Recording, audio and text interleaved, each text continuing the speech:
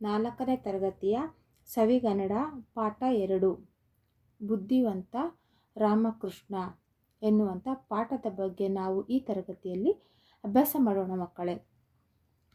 ಒಂದು ಸಲ ವಿದ್ಯಾಸಾಗರವೆಂಬಂಥ ಮಹಾನ್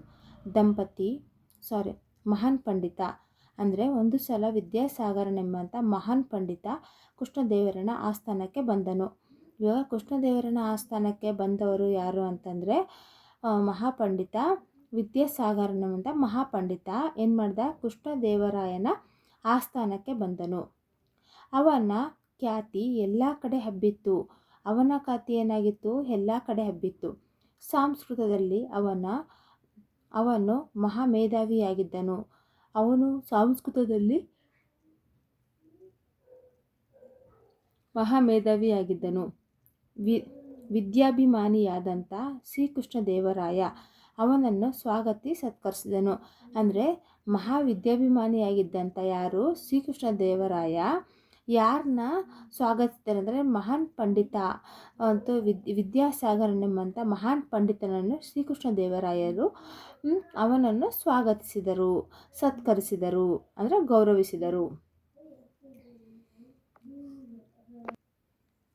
ಅದೇ ರೀತಿಯಲ್ಲಿ ಮಹಾಪ್ರಭು, ನಾನು ನಿಮ್ಮ ಆಸ್ಥಾನದ ಪಂಡಿತನೊಡನೆ ವಾದ ಮಾಡಲು ಬಂದಿದ್ದೇನೆ ಅಂತಂದರೆ ಅವನೇನು ಹೇಳ್ತಾನೆ, ಮಹಾಪ್ರಭು ಅಂತೇಳ್ಬಿಟ್ಟು ನಾನು ನಿಮ್ಮ ಆಸ್ಥಾನದ ಪಂಡಿತರೊಡನೆ ವಾದ ಮಾಡಲು ಬಂದಿದ್ದೇನೆ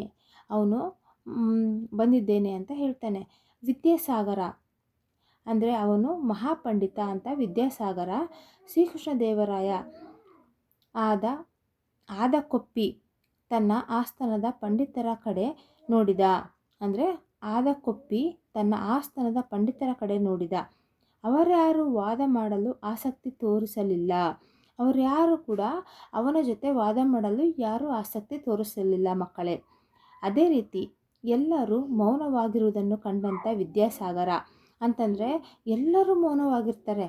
ಅದನ್ನು ಕಂಡಂಥ ವಿದ್ಯಾಸಾಗರ, ಇಂಥ ದೊಡ್ಡ ರಾಜನ ಆಸ್ಥಾನದಲ್ಲಿ ನನ್ನನ್ನು ಸೋಲಿಸುವಂಥ ಒಬ್ಬ ಪಂಡಿತನೂ ಇಲ್ಲವೆನ್ನುವುದು ಬೇಸರದ ಸಂಗತಿ ಅಂತಂದರೆ, ಇಷ್ಟು ದೊಡ್ಡ ಒಂದು ಆಸ್ಥಾನದಲ್ಲಿ ಶ್ರೀಕೃಷ್ಣದೇವರಾಯನ ಆಸ್ಥಾನದಲ್ಲಿ ಇಂಥ ದೊಡ್ಡ ರಾಜನ ಆಸ್ಥಾನದಲ್ಲಿ ನನ್ನನ್ನು ಸೋಲಿಸುವಂಥ ಒಬ್ಬ ಪಂಡಿತನೂ ಇಲ್ಲ ಎಂಬುದು ಅವನಿಗೆ ಒಂದು ಬೇಸರದ ಸಂಗತಿ ಆಗಿರುತ್ತೆ, ಒಂದು ವಿಷಯ ಆಗಿರ್ತದೆ ಮಕ್ಕಳೇ.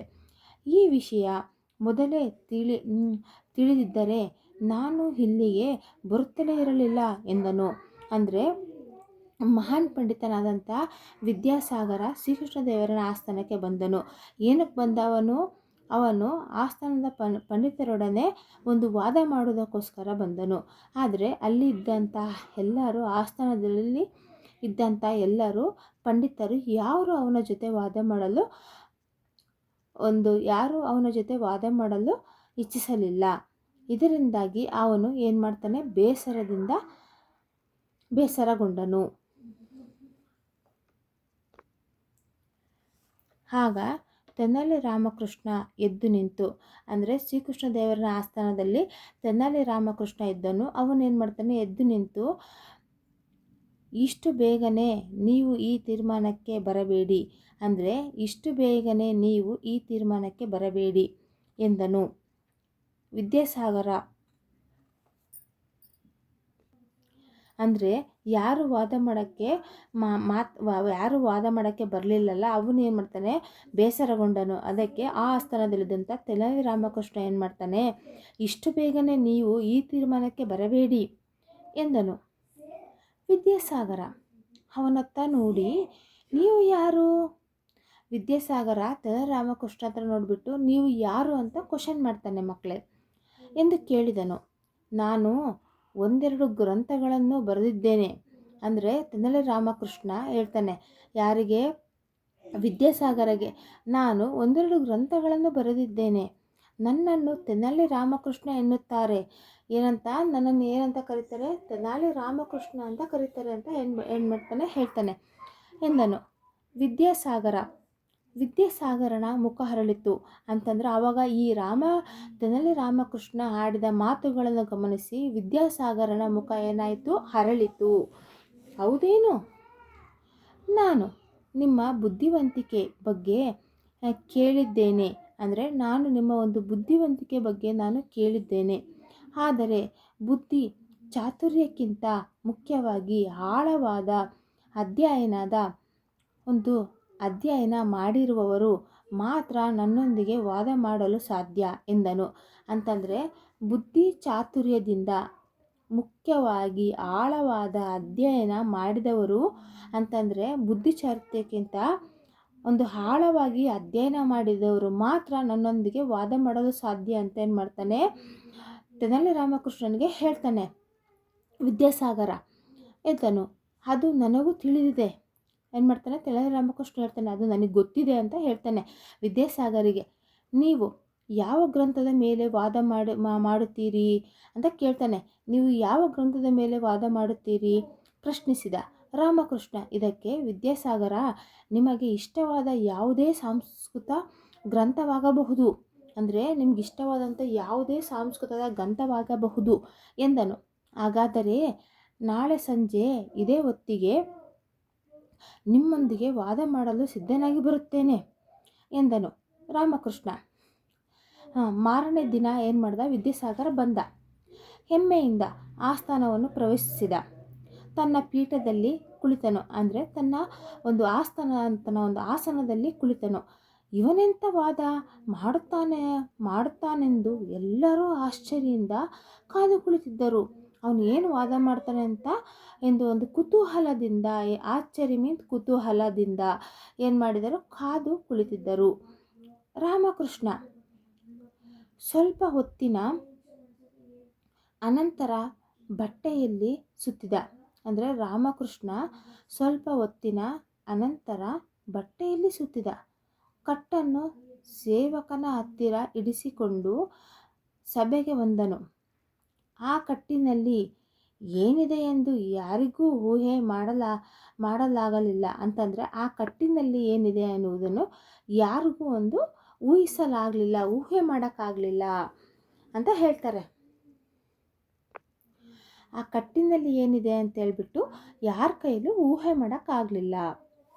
ರಾಮಕೃಷ್ಣ ತನ್ನ ಪೀಠದಲ್ಲಿ ಕುಳಿತು ವಿದ್ಯಾಸಾಗರನಿಗೆ ಹೇಳಿದನು.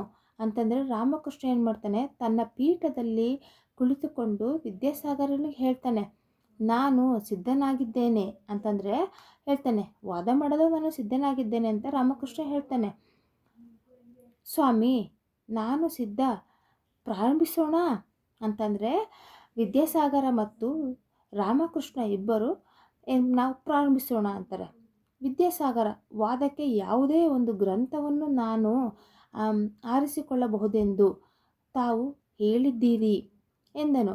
ರಾಮಕೃಷ್ಣ ಇದಕ್ಕೆ ವಿದ್ಯಾಸಾಗರ, ಹೌದು, ಯಾವುದನ್ನು ಬೇಕಾದರೂ ಆರಿಸಿಕೊಳ್ಳಿ ಎಂದನು.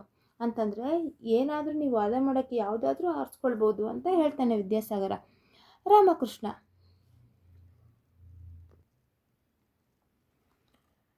ತನ್ನ ಎದುರಿಗಿದ್ದಂಥ ಕಟ್ಟನ್ನು ತೋರಿಸಿ, ಅಂತಂದರೆ ತನ್ನಲ್ಲಿದ್ದಂಥ ಎದುರಿಗಿದ್ದ ಕಟ್ಟನ್ನು ತೋರಿಸಿ, ನಾನು ಈಗ ಈ ತಿಲಕಷ್ಟ ಮಹಿಷ ಬಂಧನದ ಮೇಲೆ ವಾದ ಮಾಡುತ್ತೇನೆ, ಆರಂಭಿಸಲೇ ಎಂದನು. ತಿಲಕಷ್ಟ ಮಹಿಷ ಬಂಧನ. ವಿದ್ಯಾಸಾಗರ ಕಣ್ಣರಳಿಸಿ ಅದು ಅದು ಎಂದು ತೊದಲಿದನು. ಏಕೆ ನಿಮಗೆ ತಿಲಕಷ್ಟ ಮಹಿಷ ಬಂಧನ ತಿಳಿದಿಲ್ಲವೇ ಅಂತ ಕೇಳ್ತಾನೆ. ಇದು ನಮ್ಮೂರಿನಲ್ಲಿ ದನ ಕಾಯುವ ಹುಡುಗರಿಗೂ ಗೊತ್ತು ಎಂದು ಹೆಮ್ಮೆಯಿಂದ ಹೇಳಿದನು ರಾಮಕೃಷ್ಣ. ವಿದ್ಯಾಸಾಗರ ತಲೆ ಕೆರೆದುಕೊಂಡನು. ವಿದ್ಯಾಸಾಗರ ತಲೆ ಕೆರೆದುಕೊಂಡನು. ಮುಖ ಮಂಕಾಯಿತು. ಎಷ್ಟು ಯೋಚಿಸಿದರೂ ತಿಲಕಷ್ಟ ಮಹಿಷ ಬಂಧನ ಗ್ರಂಥ ಅವನ ನೆನಪಿಗೆ ಬರಲಿಲ್ಲ. ಇದೊಂದು ಹೇಗೆ ನನ್ನ ಕಣ್ಣು ತಪ್ಪಿಸಿಕೊಂಡಿತು ಎಂದು ಅವನು ಪೇಚಾಡಿಕೊಂಡನು. ಮಹಾಪ್ರಭು, ಏಕೋ ನನ್ನ ದೇಹಾರೋಗ್ಯ ಸರಿಯಿಲ್ಲ, ವಾದವನ್ನು ನಾಳೆ ಆರಂಭಿಸಲು ಅಪ್ಪಣೆ ಕೊಡಿ ಎಂದು ವಿದ್ಯಾಸಾಗರನು ಮಹಾರಾಜನನ್ನು ಬೇಡಿಕೊಂಡನು. ಆಗಬಹುದು, ರಾಜ ಅಪ್ಪಣೆ ಕೊಟ್ಟನು. ತಕ್ಷಣ ವಿದ್ಯಾಸಾಗರ ಜಾಗ ಖಾಲಿ ಮಾಡಿದನು. ರಾಮಕೃಷ್ಣನು ಏನು ಮಾತನಾಡದೆ ಮನೆಗೆ ಹೋದನು. ಅವನೇನು ನೋಡ್ತಾನೆ, ವಿದ್ಯಾಸಾಗರಂಗೆ ಇದೆಲ್ಲಿ ಇದಾಯ್ತಲ್ಲ ಅಂತೇಳ್ಬಿಟ್ಟು ನಾಳೆ ವಾದ ಮಾಡೋಣ ಅಂತೇಳ್ಬಿಟ್ಟು ಅವನೇನು ಮಾಡ್ತಾನೆ, ಮಹಾರಾಜನನ್ನು ಅಪ್ಪಣೆಯನ್ನು ಕೇಳಿಕೊಂಡು ಮನೆಗೆ ಹೋಗ್ತಾನೆ. ಶ್ರೀಕೃಷ್ಣ ರಾಮಕೃಷ್ಣನು ಏನು ಮಾತಾಡದೆ ಮನೆಗೆ ಹೋದನು. ಮರುದಿನ ಅದೇ ಸಮಯಕ್ಕೆ ಅದೇ ಕಟ್ಟನ್ನು ತೆಗೆದುಕೊಂಡು ರಾಮಕೃಷ್ಣ ಗಂಭೀರವಾಗಿ ಸಭೆಗೆ ಬಂದನು. ಅಂದರೆ ರಾಮಕೃಷ್ಣ ಏನು ಮಾಡ್ತಾನೆ, ಮತ್ತೆ ಅದೇ ಕಟ್ಟನ್ನು ತೆಗೆದುಕೊಂಡು ಗಂಭೀರವಾಗಿ ಸಭೆಗೆ ಬಂದನು. ಆದರೆ ಬಹಳ ಹೊತ್ತಾದರೂ ವಿದ್ಯಾಸಾಗರ ಬರಲೇ ಇಲ್ಲ. ಅವನನ್ನು ಕರೆತರಲು ಆಳುಗಳು ಹೋದರು. ಆದರೆ ವಿದ್ಯಾಸಾಗರ ರಾತ್ರಿ ಅಲ್ಲಿಂದ ಪಲಾಯನ ಮಾಡಿರುವಂಥ ವಿಷಯ ತಿಳಿಯಿತು. ಆಯಿತಾ, ಅವನೇನು ಮಾಡ್ತಾನೆ, ಪಲಾಯನ ಮಾಡಿದನು. ಇಡೀ ಸಭೆ ರಾಮಕೃಷ್ಣನಿಗೆ ಜಯಕಾರ ಹಾಕಿತ್ತು. ಅಂದರೆ ಅಲ್ಲಿ ರಾಮಕೃಷ್ಣನಿಗೆ ಏನು ಮಾಡಿದರು, ಜಯಕಾರ ಹಾಕಿದರು. ನಿನ್ನಿಂದ ನನ್ನ ಆಸ್ಥಾನದ ಮರ್ಯಾದೆ ಉಳಿಯಿತು. ನಾನು ತಿಲಕಷ್ಟ ಮಹಿಷಾಬಂಧನ ಎಂಬಂಥ ಗ್ರಂಥವನ್ನು ಹೇಳಿಯೇ ಇಲ್ಲ. ಎಲ್ಲಿ ಅದನ್ನು ಕೊಡು ನೋಡೋಣ ಎಂದು ಶ್ರೀಕೃಷ್ಣದೇವರಾಯನು ಮೆಚ್ಚುಗೆಯಿಂದ ನುಡಿದನು. ರಾಮಕೃಷ್ಣನು ಕಟ್ಟನ್ನು ಬಿಚ್ಚಿದನು. ಅದರಲ್ಲಿ ಒಂದಷ್ಟು ಕಟ್ಟಿಗೆಗಳನ್ನು ಒಂದು ಹಗ್ಗದಿಂದ ಕಟ್ಟಲಾಗಿತ್ತು. ರಾಜ ಆಶ್ಚರ್ಯದಿಂದ ಇದೇನಿದು ಎಂದನು. ಅಂದರೆ ರಾಜ ಕೇಳ್ತಾನೆ, ಇದೇನಿದು ಅಂತ ಕೇಳ್ತಾನೆ.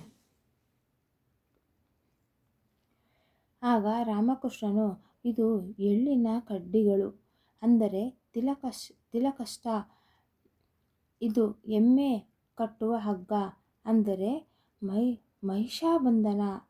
ಅಂದರೆ ಒಂದು ತಿಲಕಷ್ಟ ಅಂತಂದರೆ ಎಮ್ಮೆ ಕಟ್ಟುವ ಒಂದು ಹಗ್ಗ, ಅಂದರೆ ಮಹಿಷಾಬಂಧನ. ಅದೇ ತಿಲಕಷ್ಟ ಮಹಿಷಾಬಂಧನ ಇದ್ಯಾವುದೋ ಮಹಾಗ್ರಂಥವಿರಬೇಕೆಂದು ಹೆದರಿ ಪಾಪ ವಿದ್ಯಾಸಾಗರ ಓಡಿ ಹೋದನು ಎಂದನು. ಎಲ್ಲರ ನಗು ಬಹಳ ಹೊತ್ತು ಸಭಾಸ್ಥಾನವನ್ನು ತುಂಬಿತು. ರಾಮಕೃಷ್ಣನ ಬುದ್ಧಿವಂತಿಕೆಯನ್ನು ಮೆಚ್ಚಿದಂಥ ಕೃಷ್ಣದೇವರಾಯ ಆತನನ್ನು ಸನ್ಮಾನಿಸಿದನು. ಹೀಗೆ ರಾಮಕೃಷ್ಣನನ್ನು ಶ್ರೀಕೃಷ್ಣದೇವರಾಯ ಏನು ಮಾಡಿದರು, ಅವನನ್ನು ಸನ್ಮಾನಿಸಿದರು. ಮಕ್ಕಳೇ, ಇಲ್ಲಿ ಏನಾಗುತ್ತದೆ, ವಿದ್ಯೆ ವಿನಯವನ್ನು ಕಲಿಸುತ್ತದೆ, ಬುದ್ಧಿ ವಿವೇಕವನ್ನು ಕಲಿಸುತ್ತದೆ ಎಂಬುದನ್ನು ಏನು ಮಾಡಿದರೆ ಈ ಪಾಠದಲ್ಲಿ ನಾವು ನೋಡಿದ್ದೇವೆ. ಮಕ್ಕಳೇ, ಬುದ್ಧಿವಂತ ರಾಮಕೃಷ್ಣ ಈ ಒಂದು ಪಾಠ ನಿಮಗೆ ಇಷ್ಟವಾದಲ್ಲಿ ಕನ್ನಡ ಫಾರ್ ಲಿಟಲ್ ಸ್ಟಾರ್ಸನ್ನು ಲೈಕ್ ಮಾಡಿ, ಶೇರ್ ಮಾಡಿ, ಕಮೆಂಟ್ ಮಾಡಿ, ಮೇಲೆ ಕಾಣುವಂಥ ಬೆಲ್ ಐಕಾನನ್ನು ತಪ್ಪದೇ ಪ್ರೆಸ್ ಮಾಡಿ. ಮಕ್ಕಳೇ, ಧನ್ಯವಾದಗಳು.